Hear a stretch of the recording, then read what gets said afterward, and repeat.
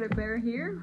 I do not know how to say carrot in Portuguese. But today is a video on books that I have started last year and I plan on finishing this year. Starting out with my favorite series that has now been turned into an anime series. We have Sakamoto Days. I have every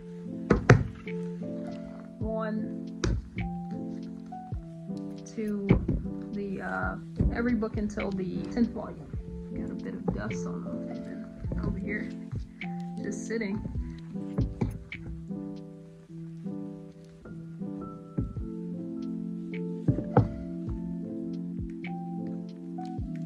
I honestly can't find my 10th volume, but that's one I'm currently reading right now. And someone might ask, why is she reading manga series? I know, I got into manga a bit later in life. You know, I would always see people in middle school, even high school, read it and say that they love anime and everything, but I could never get into anime. I believe that is because of the reactions. I did watch a bit of it. Like, I saw Yu-Gi-Oh! Growing up. You know, the reactions in certain anime, it's just very outlandish. It's too animated. It's unrealistic, very unrealistic. But the more that I get into it today, I view it as it's a standpoint of a lot of the stories that I follow. Right, I started with Naruto, which is an old one, but a lot of them are about defeating challenges. Facing your fears and defeating challenges, no matter what the storyline is, which they have some really great storylines and some adult themed storylines. So it's not just for kids, okay? There are a lot of mature, even in Sakamoto Days, you know, it would tell viewers that, hey, this is for mature audiences. It is about overcoming challenges, whether it's a bad guy, whether it's your own negative self-talk beliefs. You can cultivate a new sense of self if you just focus on what you truly desire. To where in manga or anime, it kind of portrays the character as superhuman now. They get these powers that have been locked away inside of them, to where, you know, once they develop them, they unleash them, and you know, that is where they draw from. They draw from their personal power, which I think is so cool. Honestly, I wish I would have saw it that way when I was younger, but you live and you learn. So that is a series that I am hoping to finish out this year. Another book to share with you guys, How to Break Up with Your Phone. I'm like halfway through this book. Don't mind this is just mine. It's my school picture.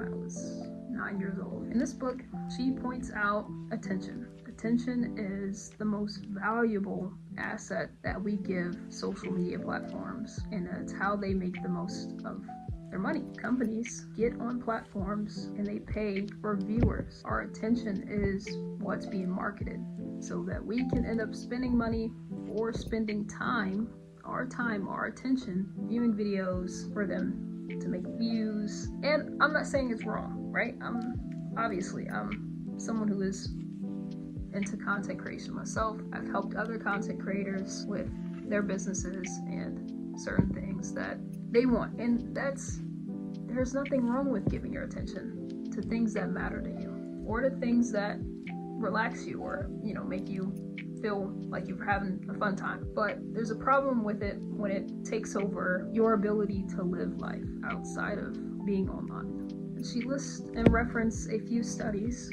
that point out people having dopamine addictions to their technology devices, and in this instance, their cell phones. She lays all of this out first, and this is where I still suck in.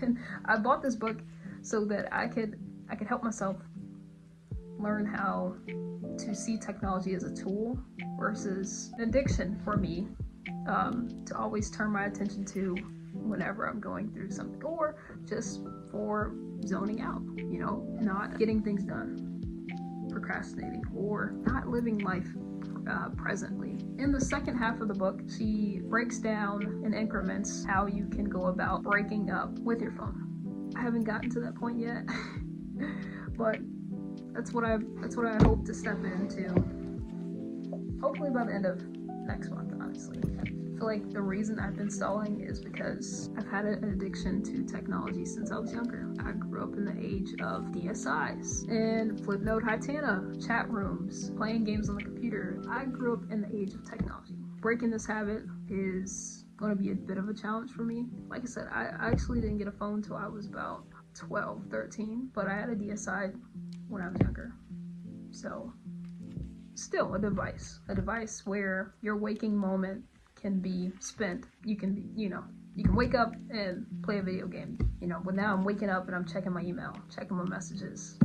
I have to also note that addictions are often beat when CBT, cognitive behavioral therapy, is implemented, because it gives someone something else to turn their attention to. CBT is so effective because it helps with the stimuli of the addiction. You know, when you're addicted to something, you're looking for that to give you something. And so when you find interest in something else, you can turn and focus all your energy into that other thing instead of what you're addicted to. So naturally this happens when we have something new in life. We feel accomplished in certain things, so we want to continue to work on certain structures, or maybe have a new relationship, whether it's your dog, partner, you're building a family, whatever it is. You feel like your attention is needed elsewhere, and you give that your undivided attention. All right. Third book that I'm going to talk about is Money Master the Game. Honestly, I picked this up last year in the summer. Was it the summer? I picked it up because I saw his face everywhere on YouTube. It was like I couldn't click on any video that talked about, obviously I was looking at like videos on like saving and things like that. But even when I wasn't, it was like, oh, this multi-million-dollar guy, he's been featured in Forbes, and he knows what he's talking about, right? So I was like, okay, let me just check this book out. This man in this book, for the most part, he is talking about long-term investments. That's where I am so far in that book. I'm not gonna say it's the easiest read I've ever had in my life. It's extremely boring. Maybe because I'm not someone who can invest a lot into stocks. I've thought about opening an IRA. Honestly, I don't like working for companies for that long. We'll get on that topic a bit later, but that's what his mastery of the game has been. There are 7 steps to financial freedom. Most of the steps that I've read was long-term investing. I don't know if I'm going to finish this book by the end of the year, but it's on the to-do list. This is a book that highlights the agenda to make everybody gay. Yeah, that's what the book's about. No, I'm joking, but with a lot of what's going on politically right now, and the climate of what's going on, and people demonizing certain literature and history of what's happened for certain people to have rights and to live a safe, happy, and well-respected life for themselves, I said, why not? I saw this book at my job. I was like, okay, cool. So, The Gay Agenda, it is not a plan on how to make everybody gay, as a lot of people have misinterpreted. Alright, so, hey, I'm back, guys. So, it has been a while since I last came on camera, but I have 2 last books that I'm going to be speaking about. Starting with this one, or finishing up with this one. It's not about turning people gay, just the weird propaganda around anti-queerness, but it's about queer activists throughout US history so far, and their accomplishments of certain types of clubs, articles, media that is for queer representation. So, really great book. Right now, currently, I am on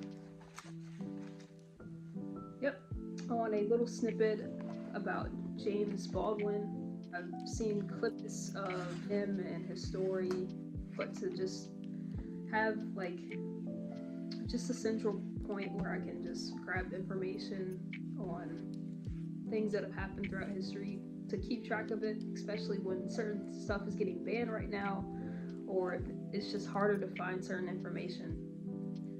It's a great book to have. This one actually, I really believe would probably finish the Tony Robbins book before I finish this one. This is how boring this book has been so far. I'm not someone who's deep into poetry. Like, it reminds me of you know how poetry has a bunch of metaphors and things like that. You know, maybe I just need to start over. I'm still within like the first few chapters. This is how you lose the time war. Maybe you like Shakespeare. You know, maybe. But yeah, guys, I've had a pretty great day. Started out the Sunday with a nice trip to go see someone, pick up something. And then I went to the gym, pickups here and there, but ended the day with munching on a bunch of great snacks and having a few joints with a friend.